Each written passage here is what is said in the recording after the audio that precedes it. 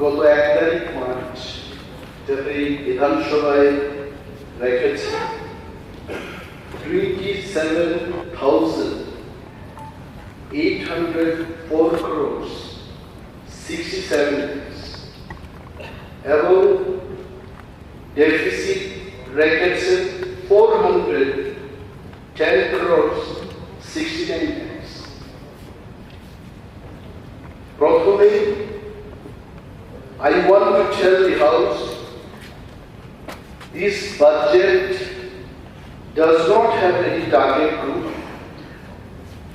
It does not have a long-term plan, does not talk explicitly for the downtrodden people, scheduled tribe, scheduled caste, tea garden laborers, unemployed youths, government employees, এবং জুনিয়রদের সম্পর্কে চিরমুক্তির কোনো বিধান না রেখে এই বাজেটটা পেশ করা।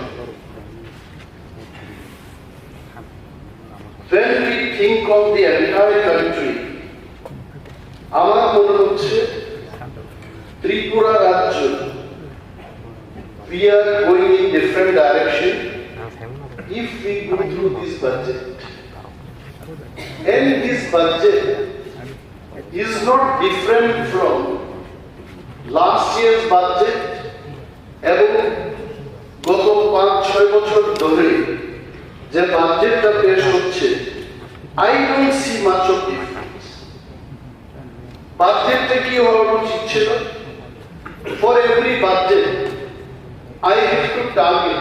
আমি যখন আমার পরিবারে একটা বাজেট করি I have to keep something for my food, for my house construction, for my medical expenses, for different parameters in the family. যেগুলো দরকার সেগুলো নিয়ে কিন্তু budget. Now I am questioning the government. এই বাজেটের ইন্টেনশনটা কি? What is the aim? Let the people of Tripura know about it. আমি জানি না মাননীয় সদস্য finance expert very senior member of this house Mr. Gopal Rai is looking at me. He must be feeling what this gentleman is going to talk about budget. Budget in a way, if you think, very simple. আর যদি বাজেটকে কেউ করতে না জানে যে বাড়িতে মুরগির মাংস খায় না সেই বাড়িতে মুরগির মাংস ব্যবস্থা করে। আমার ত্রিপুরা রাজ্যে I don't have specific figure. If I take the population 40 to 41 lakhs, এই সমস্ত জনগণকে মাথায় রেখে আমাদের বাজেট তৈরি করতে হবে। And I have called up one honorable members of the House, also some senior officials in the state government, যে আমার ত্রিপুরায় 40-41 লক্ষ মানুষের মধ্যে কত মানুষ এখনো ওই দামটাকে নেই এখন বিলো পভার্টি লাইনের মধ্যে আছে।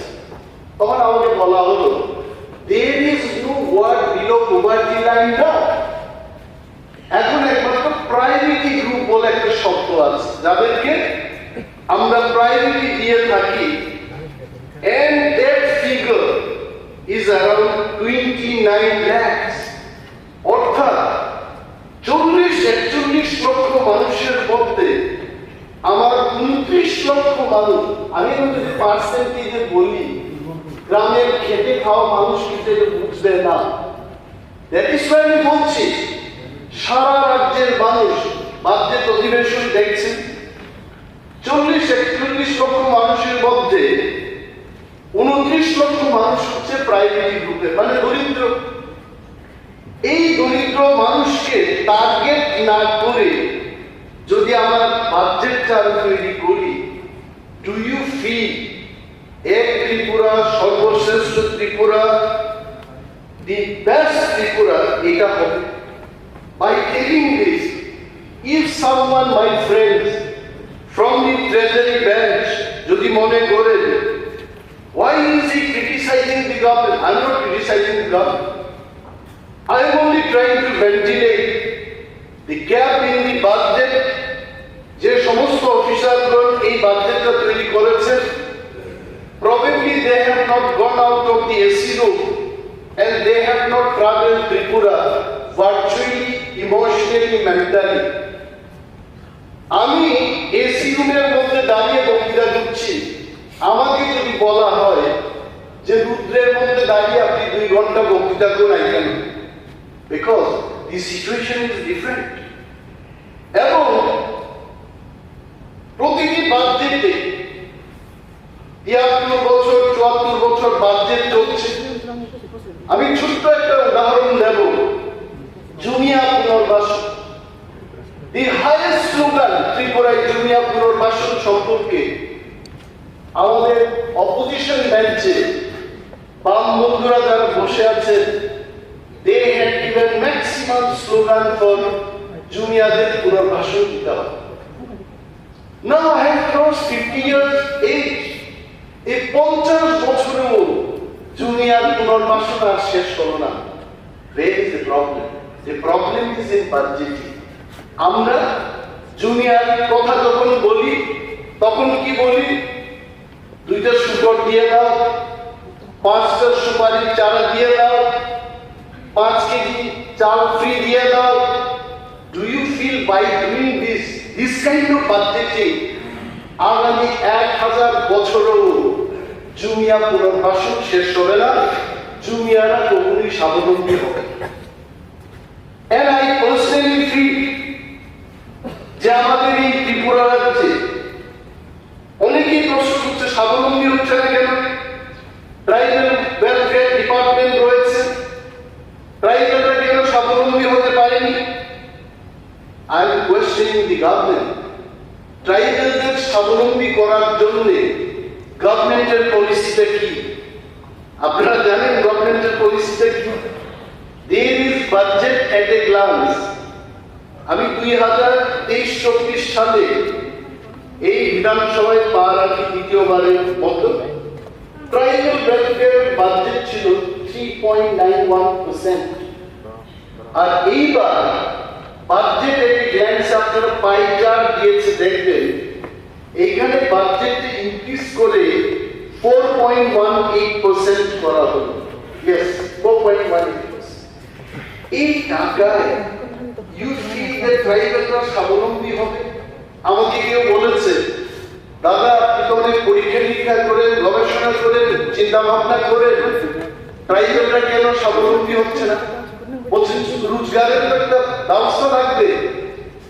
এই আগরতলা শহরের মধ্যে টাকা কোথা থেকে আসবে? From where money comes? কোন বাজারে বসে যারা ব্যবসা করছে দৈনিক 1 কোটি 2 কোটি টাকা রোজগার করছে তারা, আর আমার ধলাই যারা সামন বাজারে যারা বসে বিক্রি করছে সারা বছরও তাদের 10 লক্ষ টাকা ইনকাম হচ্ছে। I need a place to do the business. ওই বিজনেস করার সুযোগ ট্রাইবাল ল্যান্ডে করে দেওয়া হচ্ছে। এতগুলো দোকান তৈরি হয়েছে, কোথায় এসেছে? কোথায় এসেছে দোকানের সুবিধা?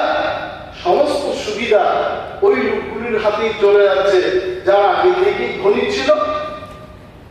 Government has to plan. আমার টিপ্রারা, আমার এসসিরা, আমার পদদলিত লোকেরা যখন সেখানে বিজনেস করতে যাচ্ছে, খোলা আকাশের নিচে বসে তাদের বিজনেস করতে হচ্ছে। And because of this budgeting system, আমাদের এই ত্রিপুরা রাজ্যে আপনারা দেখবেন যে বছরের পর বছর বাজেট হচ্ছে, কিন্তু এই বাজেটের ফল ত্রিপুরা রাজ্যের গরিব মানুষ পাচ্ছে। এগ্রিকালচার দপ্তর আমি পড়েছি, agriculture department is being handled by the most experienced member of this house, senior most politician in this state. আইন সম্পর্কে উনি এত জানেন, sometimes I compare him with Google. আমার এখন যখন সমস্যা হয় আমি ওনাকে ফোন করি, বলুন তো এটি কি ব্যাপার।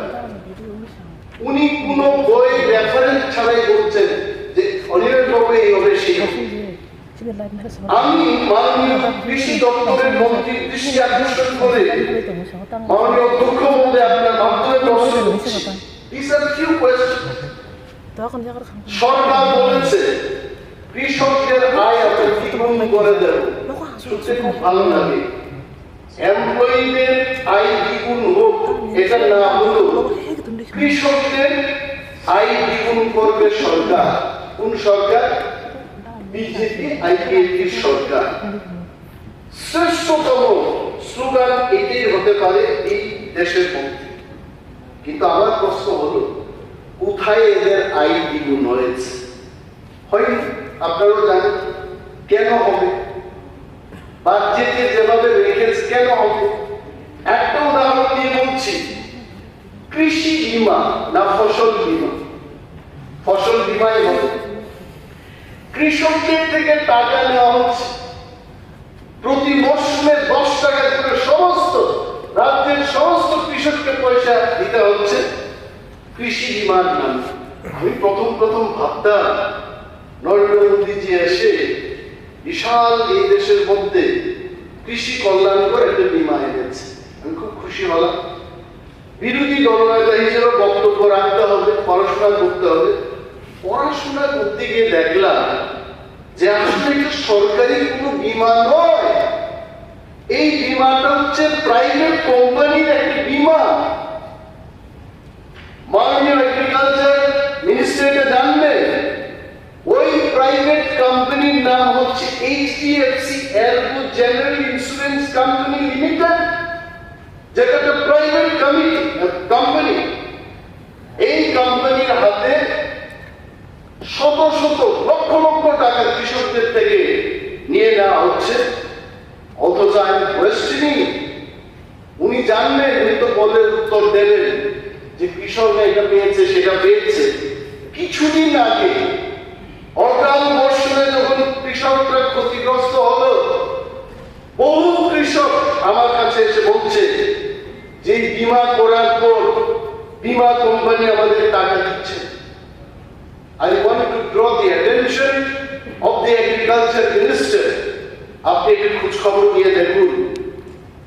এবং এই টাকা তখনই কৃষকরা পেত, এটা আমার মনে হলো যদি এটা সরকারি একটা বীমা কোম্পানির হাতে যদি তুলে দিতেন, নিশ্চয়ই তাহলে সরকারি কোম্পানি, সরকার মানুষের দায়িত্ব দিত। প্রাইভেট কোম্পানি সে তো মুনাফা দুটার জন্য এটা করছে।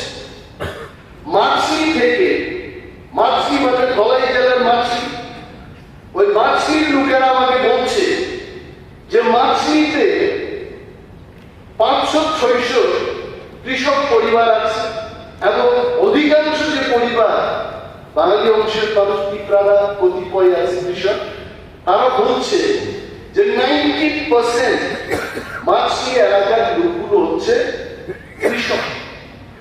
এবং মার্সির একটা গুরুত্বপূর্ণ বিষয় হলো বাজারে প্রথম ফুলকপি মার্সি থেকে আসবে, কাঁচা লঙ্কা মার্সি থেকে আসবে। এটা আমাদের বর্ষিয়ান লিডার, এই হাউসের সিনিয়র মেম্বার বিরোধী ছিনার মতো লোকেরা জানবেন যে মার্সিকে ছেড়ে ত্রিপুরার কৃষি ক্ষেত্রে আমরা যদি বক্তব্য করি এটা ভুল হবে। এরা বলছে যে দাদা, কেউ বলছে স্যার এই যে কিষাণ ক্রেডিট কার্ড আমাদের এই মার্সিতে এই 500-600 পরিবারের 10% কৃষকদের হাতেও এই কিষাণ ক্রেডিট কার্ড আমাদের কাছে নেই। আমরা যেন কৃষি কাজ করছি, ব্যাংক থেকে আমরা ঋণ নেব, এই কার্ডটাই নেই আমাদের কাছে। আমরা বাজারে চড়া সুদের ঋণ নিয়ে কৃষি কাজ করছি। আর আমাদের এখানকার সরকার বলছে যে কিষাণ ক্রেডিট কার্ড দেওয়ার ক্ষেত্রে ত্রিপুরা সরকার ভারতবর্ষের মধ্যে অন্যতম একটি রাজ্য। আপনি খোঁজ নিয়ে নেবেন এই বাজেটের মধ্যে যেভাবে আপনারা উল্লেখ করেছেন, in particular in agriculture department, I am not very happy about it. এবং আপনারা জানেন এটাকে পার্বত্য ত্রিপুরা বলা। ত্রিপুরাটা কিন্তু সমতল ত্রিপুরা খুব কম। Most of our land in Tripura এটা হচ্ছে পর্বত, পাহাড়। এই পাহাড়ের গায়ে কি করে চাষ করতে হবে তার কোনো উল্লেখ নেই এই বাজেটের মধ্যে। আপনারা ভাবতে পারেন পাহাড়ে কি চাষ হবে। I am telling in the house, মাননীয় মুখ্যমন্ত্রী আমার বক্তব্য শুনছেন, and he will definitely take note of this. পাহাড়ের গায়ে চাষ করে সিকিম রাজ্য দেখিয়ে দিয়েছে ভারতবর্ষের মধ্যে যে পাহাড়ে কি করে চাষ করতে হয়। মিজোরাম দেখিয়ে দিয়েছে পাহাড়ের মধ্যে কি করে চাষ করতে হয়। And in the world, south China দেখিয়ে দিয়েছে পৃথিবীকে যে পাহাড়ের গায়ে কি করে চাষ করতে হয়। টুডে আফগানিস্তান যাকে আমরা উগ্রবাদের দেশ বলতাম, today Afghanistan has surplus food supply in the world. Bharat এবং পাকিস্তানকে এরা ছাড়িয়ে গেছে ফ্রুটস এক্সপোর্টের মধ্যে। তো পাহাড়ে টিলা টন করে পর্বতে চাষ হয় না, এটা কিন্তু ভুল থিঙ্কিং। মাননীয় কৃষিমন্ত্রী এই বিষয়গুলো দেখবে। Now come to what is budget? Budget is to make people self-reliant. Let us talk about rubber চাষের ক্ষেত্রে বলি। ত্রিপুরা রাজ্যে আমরা দেখি ভারতবর্ষের মধ্যে second largest rubber grower in the country. We take that pride. Tripura রাজ্যের আয়তন হচ্ছে ছোট, but in rubber growing we are the second largest in the country. কিন্তু এই হাউসের মধ্যে আমরা যারা আছি আপনারা বিশ্লেষণ করুন, এই যে রাবার চাষিরা উঠে আসছে ত্রিপুরায়, এটি কি গভর্নমেন্ট পরিকল্পনা করে উদ্যোগ নিয়ে করেছে? কিছুটা করেছে। I don't say government has not done anything, but out of 100%, maybe 10 to 20% is government initiative. যাহারাই করেছে কৃষকরা নিজের থেকে নিজের চেষ্টায় এই রাবারটা করেছে। কিন্তু আজকে সেকেন্ড লার্জেস্ট গ্রোয়িং স্টেটে রাবার চাষীদের কি অবস্থা, মাননীয় মুখ্যমন্ত্রী এটা নোট নেবেন, খোঁজ নেবেন, বসবেন। রাবার চাষীদের কি দুর্দশা হচ্ছে এটা জানতে হবে। Rubber price is coming down, falling down. কৃষকদের ধান চাষীদের ক্ষেত্রে আমরা বলি যে minimum support price MSP. I thank the Prime Minister of the country to take the initiative to support the farmers with minimum support price that are unique. At a concept area কৃষকদের সাথে, why can't we give MSP for the rubber growers in our state? এগুলো মাননীয় মুখ্যমন্ত্রী নিশ্চয়ই এই বিষয়গুলো দেখবে। এবং রাজ্য সরকারটা কি বলছে রাবার চাষীদের জন্য? এমএসপি তো দূরের কথা, ফরেস্ট সেক্টরে লেখা ছিল 25 কানিজ ল্যান্ড, যারা পর্বতবাসী জঙ্গলে যারা বসবাস করছেন আদিবাসী, তাদের হাতে 25 কানি করে জমির পাট্টা দেওয়া হবে। কিন্তু আমাদের সরকারটা পাট্টা না দিয়ে কি করছে? ভারতবর্ষের সরকারি ফরেস্ট কনজারভেশন অ্যাক্টটাকে চেঞ্জ করে কি বলছে? যারা ফসল অর্থকরী ফসল করবে, পাহাড়ে যারা বসবাস করবে, শুধু তারা না, private company also can go in the forest. কৃষকরা, সাধারণ মানুষ পাহাড়ে যারা বসবাস করছে আদিকাল থেকে, এরা উচ্ছেদ করছে। তারা আসছে বিগ বিগ মাল্টিনেশনাল কোম্পানি, তারা ব্যবসা করবে, ট্যুরিজম লজ বানাবে, মাইনিং করবে। They have entered. আর জমির মালিকানা এই সরকার, প্রফেসর ডক্টর বারিক শাহজির সরকার, এই সরকারের প্রতি মানুষ অনেক কিছু আশা রাখছে এই সরকার। এসে আমি মাননীয় মুখ্যমন্ত্রীকে জিজ্ঞেস করবো আপনার মাধ্যমে, আপনার এই কিছু সময় যে মুখ্যমন্ত্রিত্বকালে কতজনকে জমির মালিকানা করে দিয়েছেন, এটা কিন্তু আমাদের জানার দরকার রয়েছে। এবং রাবার চাষি কৃষকদের ঋণ কি হারে Tripura, I can tell you 70% of কৃষকরা আজকে ঋণ নিয়ে তারা জর্জরিত। আমি যখন শুনি ভারতবর্ষের সরকার বহু বড় বড় কোম্পানির, আমি নাম নেব না, তাদের হাজার হাজার টাকা ঋণ মুকুব করে দিয়েছে, আমাদের এই সরকারের আমাদের কি উচিত না যে আমার ত্রিপুরায় যে যারা 60,000, 1 লক্ষ টাকা, 2 লক্ষ টাকা করে ঋণ নিয়েছে, তাদের ঋণ আমরা মুকুব করবো না? তাদের জন্য আমরা এগিয়ে আসবো না? আমাদের এই রাজ্যে আপনারা সবাই জানেন, most of the politicians we know about it, tea garden developers. আমাকে অনেকে এসে বলুন যে আপনি বিরোধী দলনেতা, আমাদের কথা বলুন। 52টা চা বাগান রয়েছে ত্রিপুরায়, 52। এবং এই চা বাগানে যারা শ্রমিক হিসেবে কাজ করছে, তারা আজকে থেকে প্রায় 80-100 বছর আগে ত্রিপুরায় এসছে। এই চা শ্রমিকদের 95% of them, I can tell you, হাজারো চা বাগান শ্রমিক, 95% of them have no land, এবং তাদের যে দৈনন্দিন যে মজুরি, এই মজুরির বাবদ অনলি সরকারি ভাবে I am sure it is 222 টাকা করে দাম।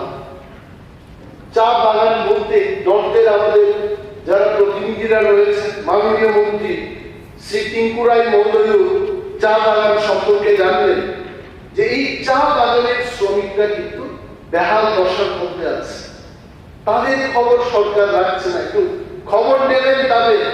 এই বাজেটে আমি আশা রেখেছিলাম specifically for tea garden developers একটা সংস্থান থাকবে, তাদের বাড়ি ঘরের অবস্থা, তাদের বিভিন্ন উন্নয়নমূলক কাজের জন্য তাদেরকে যেন সঠিকবল করা যায়, এই সমস্ত সংস্থান আপনারা রাখবেন। নাও কাম টু দি পয়েন্ট, আমাদের পশ্চাৎপদ অংশের যারা এসসি সম্প্রদায়ের জন্য এই বাজেটে আমি তেমন বেশি কিছু উল্লেখ দেখি। কর্পোরেশন করেছে, সরকার করেছে, বামেদের আমলেই করেছে। এবং in the last 6 years, let me tell you, এই যে SC corporation, SC corporation, OBC minority corporation গুলো এটা বন্ধ হওয়ার পথে, নো মানি। পানি খেয়ে পানির পিক ফেলে ফেলে এই বিল্ডিং গুলো অবস্থা শেষ করে দিয়েছে, বন্ধ হয়ে যাবে। যারা চেয়ারম্যান আছেন আপনারাও জানবেন, no money, you can plan. SC corporation থেকে লোন নেবে, বেকাররা লোন পাচ্ছে না। লোন নেওয়ার যে জটিলতা, এইখানে মানুষ 5,000 টাকার লোন নেওয়ার জন্য 10,000 টাকা খরচ করতে হচ্ছে। কেন ফাইন্যান্স এই বাজেটের মধ্যে এইগুলো উল্লেখ থাকবে? মাই কোয়েশ্চেনস আর সিম্পল। আমি ওই হেন্ডারসনের মাইক্রো ইকোনমিক্স, ম্যাক্রো ইকোনমিক্স ওইখানে যাব না, ল অফ ডিমিনিশিং রিটার্নে সেখানে যাব না। My only question is for the পুর পিপল অফ দিস স্টেট। আরো আমি দেখে অবাক হলাম, মিড ডে মিল একটা বিশাল, সরকার বলছে বিশাল একটা সাকসেস। আমরা দিন দুপুরে ছাত্রছাত্রীদের খাওয়া দাওয়া করাচ্ছি, এটা কিন্তু বিশাল জিনিস। এবং তাতে নাকি ড্রপ আউট কমবে। আমি প্রথমবার যখন এমএলএ ছিলাম, আজকে তিনি সিপিএম দলের পরিষদীয় নেতা সম্মানীয় জিতেন্দ্র চৌধুরী মহোদয় মন্ত্রী ছিলেন, উনি ট্রাইবাল ওয়েলফেয়ার মিনিস্টার ছিলেন তখন। ওনাকেও বলতে শোনা গেছে তখন যে মিড ডে মিল চালু করার ফলে ড্রপ আউট ছেলেমেয়েদের সংখ্যা কমেছে। Very nice.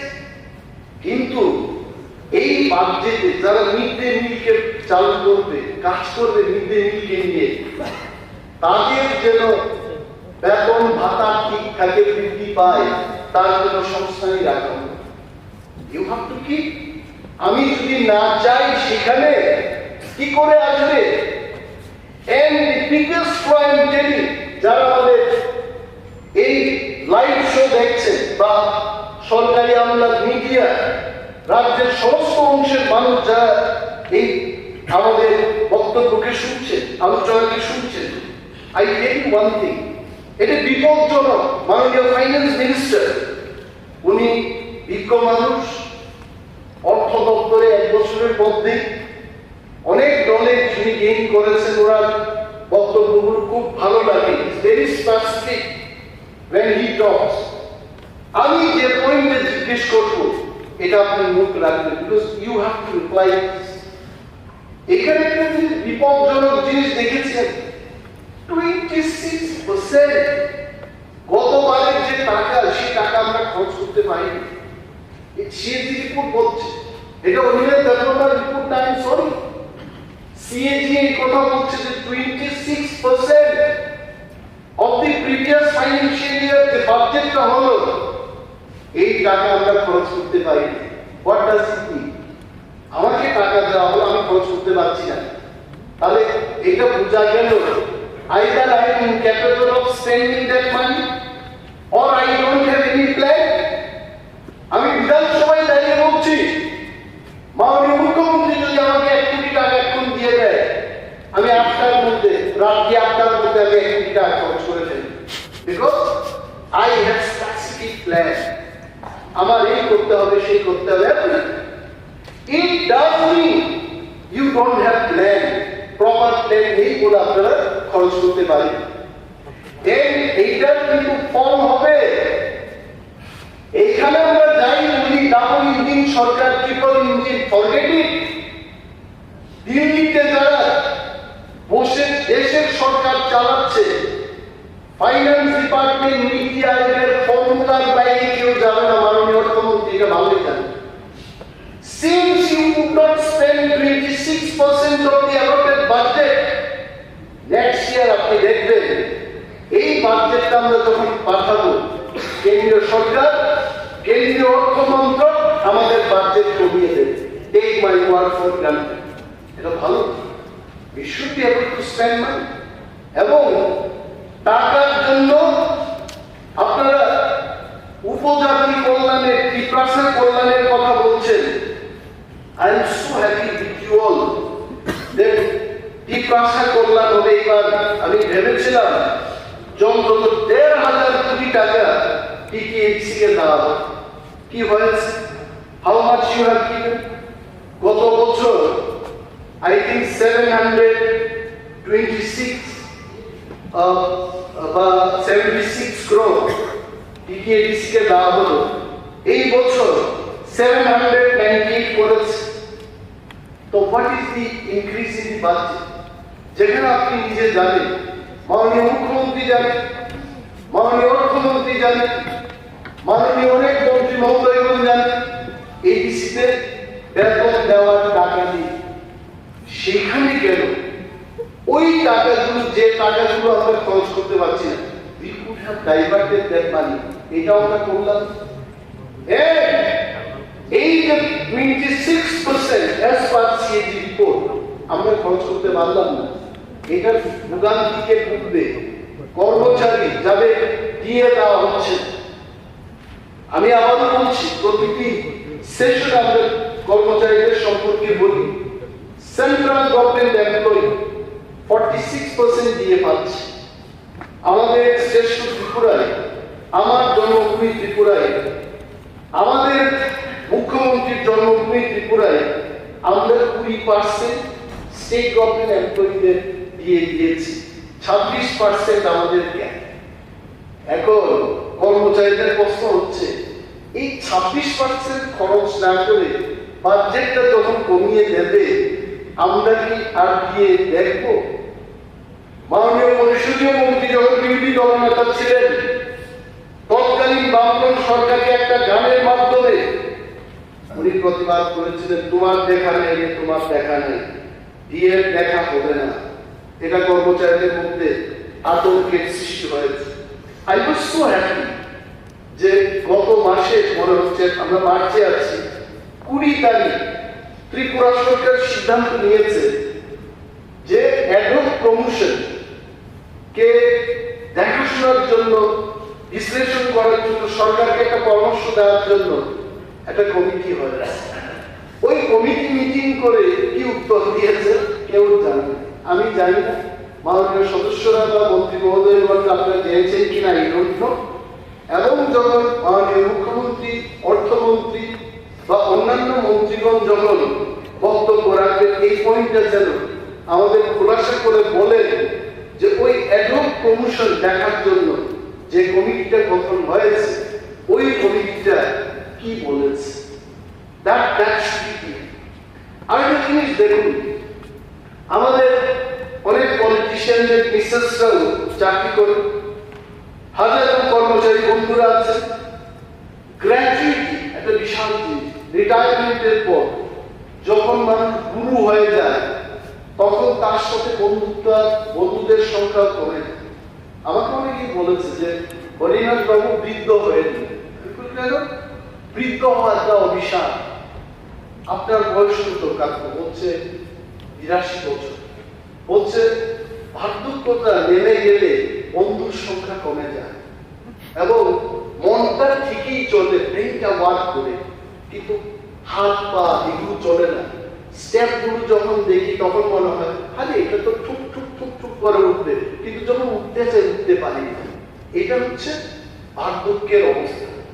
তো গ্র্যাচুইটি আসলে কর্মচারীরা যে 60 বছর till 60 years পরিশ্রম করেছে, তখন গিয়ে সে যেন আর্থিকভাবে সুরক্ষিত থাকে, তার উদ্দেশ্যে তাকে গ্র্যাচুইটি দিয়ে থাকে। গ্রুপ সি সেন্ট্রাল গভর্নমেন্টের ক্ষেত্রে তার গ্র্যাচুইটি কত 20 না। আর আমাদের এই রাজ্যে, যে রাজ্য আমাদের, আমরা এই রাজ্যের মাটিকে যখন দিল্লি থেকে আসি তখন এটাকে ধরে একটা চুমা দিই যে আমি আমার রাজ্যে এসেছি। এই রাজ্যে গ্রুপ সি এমপ্লয়িরা যখন রিটায়ারমেন্টে যায় তারা পায় 10 লক্ষ টাকা, অর্থাৎ only 50% of the central government employee। এদের বক্তব্য হচ্ছে আমাদের অপরাধটা কোথায়?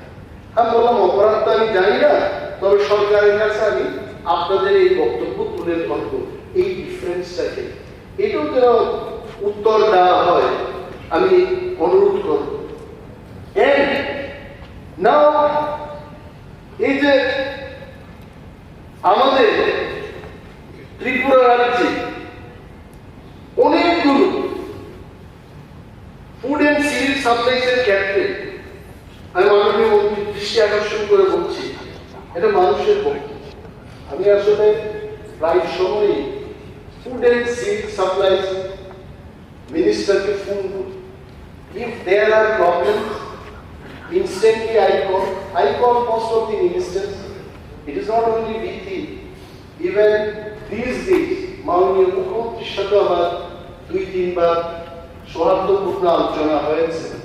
He was very positive for all the issues. আমি বলবো না যে কেন আমি অসত্য কথা বলি, যে he is not cooperative, he is not concerned about the problems of the people. He responded. তবে এই যে ফুড এন্ড সিভিল সাপ্লাইস এর ক্ষেত্রে মানে এইখানেই বাজেটটা পড়ার পর বলছে যে আমরা ফ্রিতে চাল, তো অনেক লোক এসে বলছে সরকার কোথায় ফ্রি দিচ্ছে, এটা তো জনগণ, এটা তো কিনে দেওয়া হচ্ছে। এটা প্রশ্ন হচ্ছে যে এমপিরা, এমএলএরা বা দেশের সমস্ত জনপ্রতিনিধিরা, ইলেক্টেড জনপ্রতিনিধিরা কোনো খামার জায়গা নিয়ে সেখানে ধরুন মন্ত্রী মহোদয় শ্রী রতনলাল নাথ মহোদয় ট্রাক্টর চালিয়ে বা ডক্টর মানিক সাহনের ব্যাপার বা আমরা ধান চাষ, গম চাষ করে এই চালগুলো দিচ্ছি কিনা, এটা তো ওইভাবে দিচ্ছি না। এটা সরকারের কোষাগারের টাকাই কিনে এটা মানুষের কাছে দেওয়া হচ্ছে। তো এদের কথা হচ্ছে কিন্তু ফ্রি না, এটার জন্য মানুষ ট্যাক্স দিচ্ছে, মানুষের ট্যাক্স থেকে জনগণের পয়সায় কিনে এটাকে দেওয়া হচ্ছে। আমি বললাম ভাই আমি তো ফ্রি চাল পাচ্ছি না, আর 40 লক্ষ মানুষের মধ্যে 29 লক্ষ মানুষ এই ফ্রি চালের আওতাধীন এসছে। তো আমি সরকারের কাছে বলবো যে যেহেতু 29 লক্ষ মানুষকে দিয়ে ফেলেছে, 40-এর মধ্যে 40 লক্ষ মানুষ কেন ফ্রি চাল পাবে, হয়ে যাক চলো আমার এখানটায় আসুক। এটা হচ্ছে দাবি। এটা আসলে ফ্রি কিনা মানুষ এটা পরিষ্কার ভাবে জানতে চায়, এই চাল দেওয়া এটা ফ্রি কিনা। This is one. আরো একটা কথা হচ্ছে যে animal husbandry and animal resources, এই দপ্তরের সংক্রান্ত কিছু কথা রয়েছে। এখানে কি হচ্ছে বলছে টিগারি বন্ধ হয়ে গেছে, গটারি বন্ধ হয়ে গেছে। একমাত্র ত্রিপুরা রাজ্যে মানুষ, আমি বলি যাই বলুন, যে মাছ চাষে আমরা স্বয়ংবরতা অর্জন করার পক্ষে এগিয়ে চলেছি। কোথা থেকে মাছ আসছে? অন্ধ্র, হায়দ্রাবাদ, তারপর বাংলাদেশ থেকে আসছে, বম্বে থেকেও আসছে কিছু কিছু মাছ, ওয়েস্ট বেঙ্গল থেকে তো আসছে। মানুষ বলছে আমাদের মাছ পেতে। এই যে সরকার বলছে মাছ চাষে আমরা প্রায় অলমোস্ট স্বয়ংবরতা অর্জন করেছি, তারা আমাদের মাছটা গেল কোথায়? কিন্তু আমি হাসলাম তো, জনগণের প্রশ্নের আর সীমা নাই, জনগণ প্রশ্ন করতেই পারে। মাননীয় ফিশারি মিনিস্টার যখন বক্তব্যটা করবে, এই ব্যাপারটা আপনি আমার উদ্দেশ্যে তো বলবেন, জনগণের উদ্দেশ্যে এটার একটা উত্তর দেবেন যে আমাদের মাছটা গেল, আমরা যদি স্বয়ংবরতা অর্জন করি আমাদের মাছ, আর যদি মানুষে আমরা স্বয়ংবর না, একমাত্র একটা মানুষ আমরা স্বয়ংবর। আপনি জানেন আমাদের ত্রিপুরা মহিলারা যদি শুকরের চাষ না করত, শুকরের মাংস এই বাজারে দিত না, এবং শুকরের মাংসই কিন্তু সাফিসিয়েন্ট ইন ত্রিপুরা মার্কেট। এবং এটা যদি না হতো আমরা কিন্তু ব্রয়লার খেয়ে আর্থ্রাইটিস বিভিন্ন রোগে আমরা শেষ হয়ে যাই। এখন কেন এমএলএরা মন্ত্রী আমরা যখন খাই, আমি অনেকের দিকে তাকাই, বলছে মুরগির মাংস কি, বলছে ব্রয়লার না, কান্ট্রি চিকেন। তো এটার জন্য তো বাচ্চাকে রাখতে হবে। সরকার has to take initiative to grow this poultry only শুকরের মাংস। তো এই যে শুকরের মাংসটা হচ্ছে, তাহলে ত্রিপুরা মহিলাদের জন্য এখানে কেন বাজেট রাখা হবে? তাদের স্বয়ং সম্পূর্ণ করার জন্য তাদেরকে আরো বেশি কেন এই কি বলে শুকর যেন তারা পালতে পারে, তার কেন ব্যবস্থা হবে? আমি এটাই অনুরোধ করবো সরকারের কাছে। অ্যানিমাল হাজবেন্ডারি অ্যানিমাল রিসোর্সেস মন্ত্রী মহোদয় যখন বক্তব্য করবেন, আপনি আশ্বস্ত করবেন গ্রামীণ মহিলাদের যে মা ও বোনেরা আপনারা চিন্তা করবেন না, I am the minister of Tripura, I am ensuring you আপনারা লক্ষ লক্ষ টাকা ঋণ পাবেন, অনুদান পাবেন। আপনি দেখবেন in tomorrow's newspaper, in tomorrow's sunrising, you will become the star of Tripura. এবং পাওয়ার department, the most popular minister আমার কাছে, আমি এটা জনসমক্ষেই বলি, আমাকে অনেকে বলি উনার প্রতি আপনারা তো ভালোবাসা কেন? ভালোবাসা তো হচ্ছে কাজে, কর্মে, আলাপ আলোচনা। আমি যদি মাননীয় মুখ্যমন্ত্রীর সাথে দৈনন্দিন আলোচনা করি, দেখবেন আমাদের মধ্যে এই রাজনীতির বাইরেও আরো বেশি বন্ধুত্বতা চলে আসে। আলোচনায় হচ্ছে মূল কাজ। পাওয়ার ডিপার্টমেন্টে একটা খুব খারাপ ব্যাপার চলছে। পাওয়ার ডিপার্টমেন্টে আপনার বাইকের সুইচ গেল, মিটার বক্স গেল, ওয়্যার গেল, এভরিথিং মুক্তাকে দিতে হবে। নাথিং ইজ ফ্রি, কিচ্ছু নেই। বলছে এত এক্সপিরিয়েন্স মিনিস্টার, উনি এটাকে দেখবেন না? বলছি এই কথা আমি বিধানসভায় দাঁড়িয়ে ওনার চোখের চোখ রেখে আমি বলবো, আমি কিন্তু বলেছি এটা উত্তর দেবেন আপনি, যে গ্রিড, মিটার, মেইন সুইচ, কেবল নাতে সব ভোক্তাদের অর্থাৎ ইংরেজিতে এটাকে বলে কনজিউমারদের কিনে দিতে হবে। ওই জিবি হাসপাতালে যেটা স্যালাইন, ভিটামিন, ট্যাবলেট, এভরিথিং রোগীর পরিবারকে কিনে দিতে হবে, নতুবা তুমি মৃত্যুবরণ করে 1 কোটি নিয়ে বাড়িতে চলে যাও, এই অবস্থা। তো whereas the slogan by the government is we are self-reliant on power generation. বিদ্যুৎ উৎপাদনে ত্রিপুরা স্বয়ংবরতা লাভ করেছে। Very good, we have surplus বিদ্যুৎ বিক্রি হচ্ছে এখান থেকে। তো আমাদের সারপ্লাস বিদ্যুৎ উৎপাদন করার পরও বিদ্যুতের মাসুল কেন বৃদ্ধি পায়? কেন ভোক্তাদের থেকে বেশি টাকা নেয়? আসলে এই সমস্ত জিনিস ব্রেইনটাকে একটু শার্প করে দেয়। আমি মাননীয় বিদ্যুৎ দপ্তরের ভারপ্রাপ্ত মন্ত্রীকে অনুরোধ করব, যখন আপনি বক্তব্য করবেন এই বিষয়টা বলবেন যে আমরা বিদ্যুৎ মাসুল কেন বৃদ্ধি করছি, কেন আমরা মানুষকে বলছি সমস্ত পাঁচ আপনারা কিনে দিন তবেই আমি এই কাজগুলো করে দেব। এই উত্তরগুলো আপনি নিশ্চয়ই দেবেন, এটা আমার আশা এবং বিশ্বাস থাকলে আপনি দেবেন। আর একটা হলো এখানে দেখুন, এই যে এমএলএদের, মন্ত্রীদের বেতন ভাতার বিলটা এলো, আই এম ডিপলি শক। এবং ওই মিটিং এর মধ্যে আমি কিন্তু I was so serious, I was sitting in between Jitendra Chowdhury মহোদয় এন্ড পরিষদীয় বিষয়ক মন্ত্রীর মাঝখানে বসে, this side is also much elder brother, this side also much elder brother. অনেকগুলো খাওয়া দাওয়া হলো মিটিং এর মধ্যে, আমি খাইনি, কারণ আই ওয়াজ সিরিয়াস যে এমএলএদের, মন্ত্রীদের বেতন ভাতা বৃদ্ধি হবে, এটা আমারও তো বৃদ্ধি হবে, এটা এই বিধানসভায় আনা হয়েছে। আই ওয়াজ শক, কেন আনা হলো? এভরিথিং প্রিন্টেড, এই হাউস টু প্লেস। এটার মনে হয় একটা কারণ হতে পারে যে মেবি পার্লামেন্ট ইলেকশন আছে, জনগণ কি বলবে? জনগণ কি বলবে? জনগণ কি চায় যে এমএলএরা ফাটা জামা পরে জনগণের কাছে শুনবো? If their life is enhanced, our life also can be enhanced. যে যাই ঠিক হোক, আমি ক্ষমা চাই কিন্তু এটা ছিল আমাদের আলোচনা। কিন্তু এই 26% টাকা খরচ করতে না পেরে যদি বাজেটটা কমিয়ে দেয়, তখন কি এই দিকটা উত্থাপন হবে কিনা এটাও আমার প্রশ্ন থাকে। এবং this has to be answered at that time.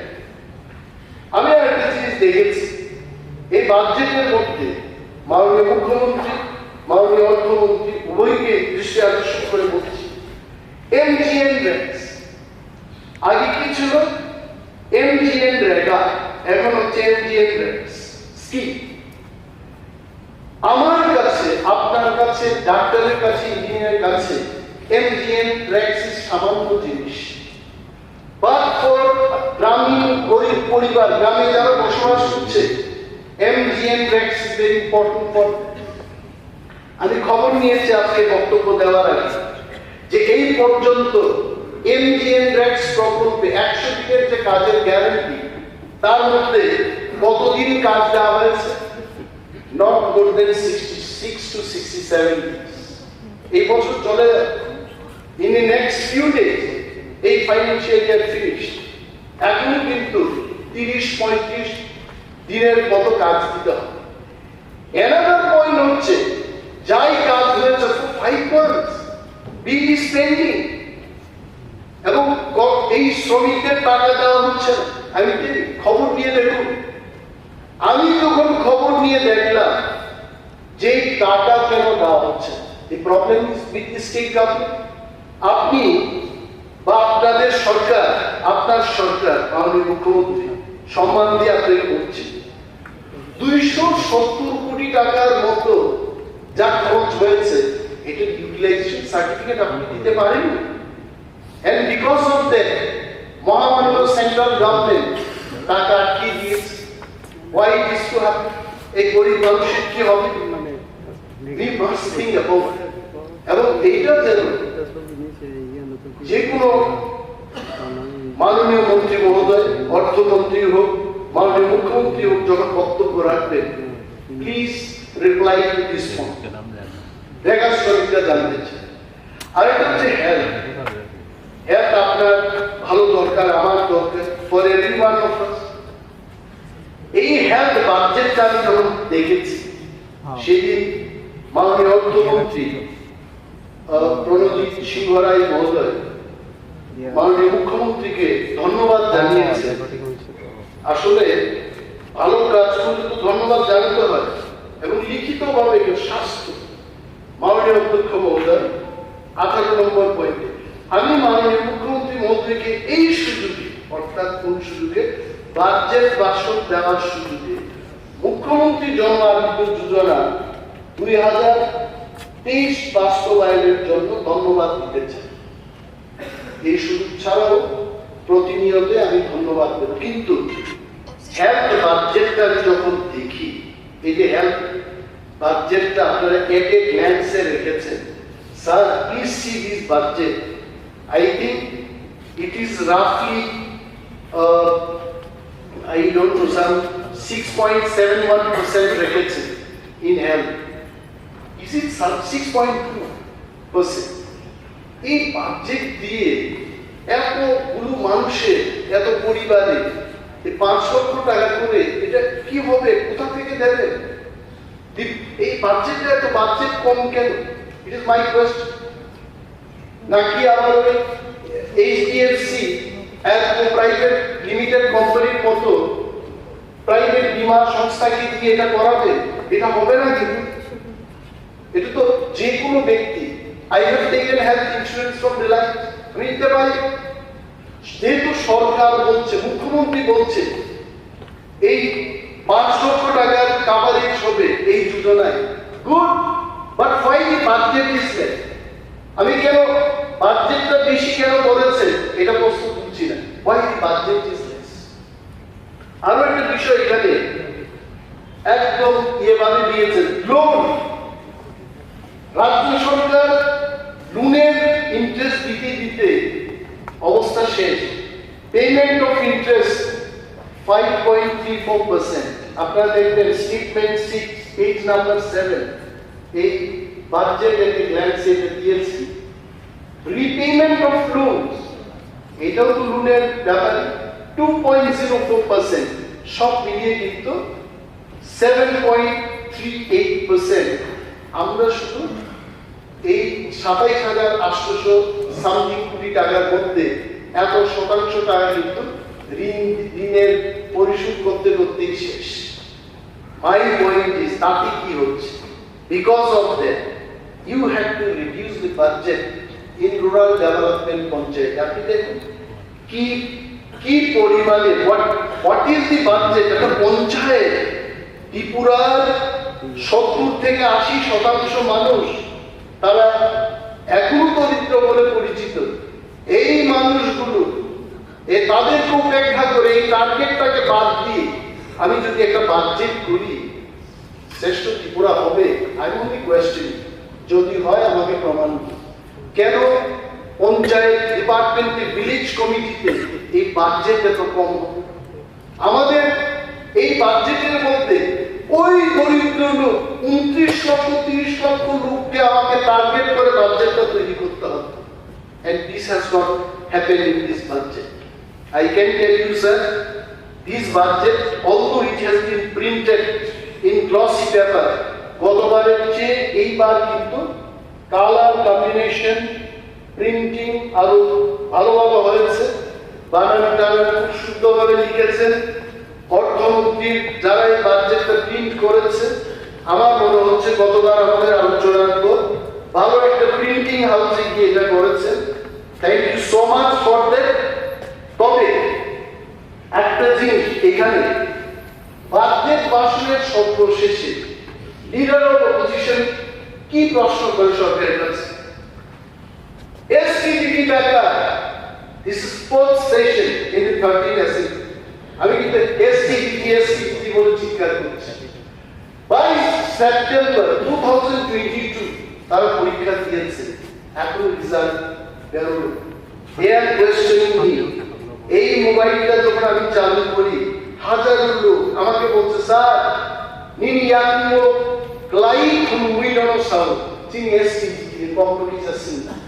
মানে কত মানুষ ফেসবুক, হোয়াটসঅ্যাপ, এসএমএস দিয়ে জিজ্ঞেস করছে এসসিজির ব্যাপারটা বলতে। আমি বললাম, ভাই কোন গণতান্ত্রিক রাজ্যে, গণতান্ত্রিক দেশে বিরোধী দল চাকরি দিতে পারে না। আমি বলছি বিরোধী দল শুধু প্রশ্ন করতে পারে, চাকরি দেবে কারা? চাকরি দেবেন মাননীয় মুখ্যমন্ত্রী, চাকরি দেবেন কে? সিরিয়ালের 2 নম্বর মন্ত্রী শ্রী রতনলাল নাথ মন্ডল, চাকরি দেবেন কে? অর্থমন্ত্রী প্রণজিৎ সিংহ রায়। আমি পারবো না, আমি অমনি প্রশ্ন করতে পারি। এদের পক্ষে আমি মাননীয় সরকার এবং মাননীয় মুখ্যমন্ত্রীকে প্রশ্ন করছি, আপনি যখন বক্তব্য করবেন এই এসসিজিটি ব্যাকারদের যে পরীক্ষাটা হলো 2022 সালে, রেজাল্টটা কবে হবে মানুষ এবং আমি জানতে চাই। আর একটা হচ্ছে, এটা 2 নম্বর প্রশ্ন আসছে, নেট স্লেট পিএইচডি, এটা নিয়ে যারা বিভিন্ন অ্যাসিস্ট্যান্ট প্রফেসর বিভিন্ন প্রতিষ্ঠানে যারা পরীক্ষা দিয়েছে দেবে, সরকার গত 6 বছরে কোন রিক্রুটমেন্ট উল্লেখযোগ্যভাবে করে নাই, তাদের বয়সের সীমা বেঁধে না। এখন এদের প্রশ্ন হচ্ছে, চাকরি যেহেতু দিতে পারে না, নেট পিএইচডি স্লেটের ক্ষেত্রে বয়স সীমা যেন 5 বছর বৃদ্ধি করা হয়, এটা তাদের দাবি, এটার উপর। আর আমাদের 3 নম্বর অনলি 5টা কোয়েশ্চেন থাকে, আমি প্রশ্ন করব, এটা আমার প্রশ্ন থাকে জনগণের।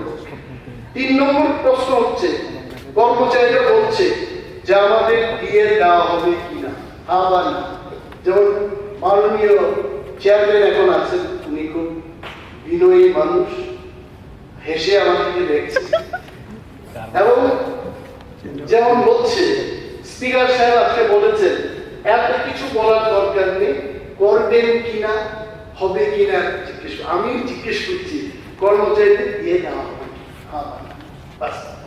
আর জুনিয়াদের পক্ষে এই জুনিয়া পুনর্বাসন আগামী কয়েক বছরের মধ্যে শেষ হবে কিনা, এটা কিন্তু জুনিয়র অংশের মানুষরা এরা জানতে চায় এই সরকারের থেকে, যে 2টা সুপর এইসব নিয়ে আমাদের কিছু হবে না, এবং আমাদের চিরকালের জন্য আমরা যেন জুনিয়র পুনর্বাসন পাই। এই সরকার মোদীজির আশীর্বাদ প্রাপ্ত ত্রিপুরার যে সরকার, এটা যেন ব্যবস্থা গ্রহণ করে, এটা তাদের প্রশ্ন। আর এই যে এসএমপিতে আমরা দাঁড়িয়ে বক্তৃতা করছি, মাননীয় মুখ্যমন্ত্রী, মাননীয় স্পিকার ওনার মুখ থেকে এটা শুনছেন, মাননীয় চেয়ারম্যানকে আমি আপনার মাধ্যমে মাননীয় মুখ্যমন্ত্রী এবং পরিষদীয় বিষয়ক মন্ত্রী মহোদয়ের নজরে আনছি। এসএমপি সেক্রেটারি বলছে যে এই এসএমপিটা চলবে, এখানে যদি কর্মচারী না, লাস্ট 6 ইয়ার্স অনেক রিটায়ারমেন্ট হয়ে গেছে, নো রিক্রুটমেন্ট, নো রিক্রুটমেন্ট। 1963 থেকে আমি দেখেছি, আমি রেকর্ড, আমি কিন্তু কালকে বমি করে দিয়েছি, কারণ বাইরে থেকে এসে পড়াশোনা করতে করতে সারা সব বমি করে দিয়েছে মাথা ঘুরে। তারপর বললাম জনগণের জন্য প্রশ্নদান করতেই হবে, এবং হি অনলি টট মি। পূর্বতন বিরোধী দলনেতায় আমাকে শিখিয়েছে যে পড়তে হবে, জিজ্ঞেস করতে হবে, না না না। 1963 থেকে এটলিস্ট এই 6 বছরের আগ পর্যন্ত, অর্থাৎ ওনারা যখন ছিলেন মিনিমাম এভরি ইয়ার 8-10 জন করে রিক্রুটমেন্ট হতো এই বিধানসভা। Why in the last 6 years it has stopped? এটা বলছে যদি পবিত্র বিধানসভাকে স্মুথলি, এখন তো ওইখানে বক্স টপ দেখা গেছে, এটাও ঠিক আছে, চ্যানেল 1 টপ করো, চ্যানেল 2 বেঙ্গলি, চ্যানেল 3 ইংলিশ, এগুলো হচ্ছে। যেহেতু এটা হচ্ছে, কর্মচারীরা যেন আরো সংখ্যায় বৃদ্ধি পায়, কাজ যেন তারা স্মুথলি করতে পারে, রিক্রুটমেন্টের ব্যবস্থা করতে। আর পরিশেষে একদম 1.5 মিনিটের মধ্যে আমি শেষ করছি, যে কম বড় চ্যানেলে যারা বলবে তাদের কিন্তু সংখ্যাটা বেশি করে নেবেন, কারণ কম বরফ থেকে বাংলায় বলতে হবে, কম বরফ থেকে ইংলিশটাকে করতে হবে। ইংলিশ এটা তো বাস্তব, কারণ ইংলিশে যারা বলবে এরা বাংলায়, আমি জানি না ইংলিশ কেউ বললে কম বরফ ব্যাপার তো আছে, তাহলে কম বরফ যারা ট্রান্সলেট করবে এদের এক্সপার্টাইজটা ইংলিশে থাকতে হবে, বাংলায় থাকতে হবে, হিন্দিতে থাকতে হবে, দেন only they can translate। আপনি ভেবে দেখুন, বাংলায় যারা করবে তারাই করবে, ইংরেজিতে তার কম ট্রান্সলেটরের সংখ্যা ওই সুনীল গাভাস্কাররা বা অন্যান্য ক্রিকেট কমেন্ট্রিরা যারা বসে কমেন্ট্রি করেন, ওই কমেন্ট্রি বক্সে কিন্তু ওই সংখ্যাটা বাড়িয়ে নেবে, তাতে কিন্তু সুবিধা হবে। জাস্ট লজিক্যালি থিঙ্ক, আমি কম বড় ক্লাসি বলে ডিমান্ড করছি না, দে হ্যাভ টু ট্রান্সলেট মোর, এইটুকু বলছি। এবং এই বাজেটটা অন্তত এইবার যদি সুযোগ থাকে, আমি যা যে পয়েন্টগুলো বললাম এগুলো সংশোধনে আনা যায় কিনা দেখুন, আর যদি নাও আনা যায় অন্তত অ্যাকসেপ্ট করুন এবং বক্তব্যের মাধ্যমে ত্রিপুরার 41 লক্ষ মানুষকে আশ্বস্ত করুন যে বিরোধী দলনেতা যে কথাগুলো বলেছেন এই কথাগুলো আগামী দিন আমরা কনসিডার করবো, জনগণের সাথে এই কথা বললে আমি খুশি হব। এই কয়েকটি কথা বলে সবাইকে ধন্যবাদ জানিয়ে আমার বক্তব্য শেষ করছি। নমস্কার।